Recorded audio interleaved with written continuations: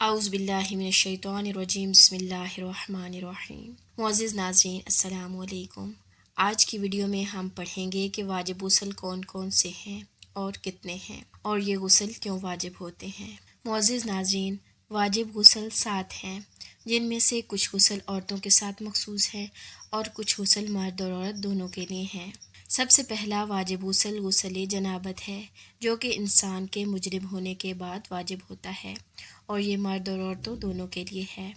اس کے بعد دوسرا غسل غسل حیض ہے۔ یہ غسل خاص عورتوں کے لیے ہے اور یہ ماہواری کے بعد عورت پر واجب ہو جاتا ہے۔ تیسرا واجب غسل غسل نفاس ہے، اور یہ بھی عورتوں پر واجب ہوتا ہے، اور یہ اس وقت واجب ہوتا ہے جب عورت ایک بچے کو پیدا کرتی ہے۔ اس کے بعد عورت پر غسل واجب ہوتا ہے جب وہ بالکل پاک اور صاف ہو جائے۔ چوتھا واجب غسل غسل استحاضہ ہے، اور یہ بھی خاص عورتوں پر واجب ہوتا ہے، اور یہ اس وقت واجب ہوتا ہے جب عورت بیماری کی وجہ سے یا کسی اور وجہ سے حیض اور نفاس کے علاوہ کوئی بلیڈنگ دکھتی ہے، تو اس کے بعد عورت پر غسل استحاضہ واجب ہوتا ہے۔ پانچواں واجب غسل غسل مس میت ہے۔ یہ وہ غسل ہے جو کہ میت کو مس کرنے کے بعد انسان پر واجب ہوتا ہے، اور یہ مرد اور عورت دونوں کے لیے ہوتا ہے۔ چھٹا واجب غسل غسل میت ہے۔ یہ بھی مرد اور عورت دونوں کے لیے ہوتا ہے، اور یہ غسل مرنے کے بعد انسان کو دیا جاتا ہے۔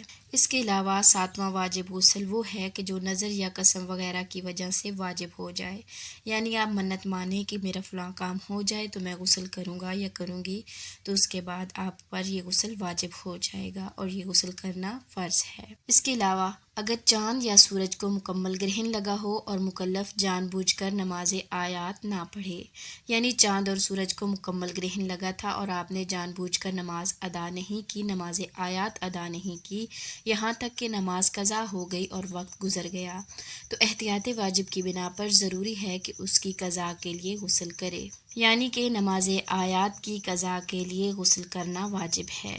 اگر آپ یہ تمام غسل نہیں کریں گے تو تب تک آپ ناپاک رہیں گے اور آپ اپنے واجبات ادا نہیں کر سکیں گے۔ معزز ناظرین، اگر آپ چاہتے ہیں کہ اس طرح کی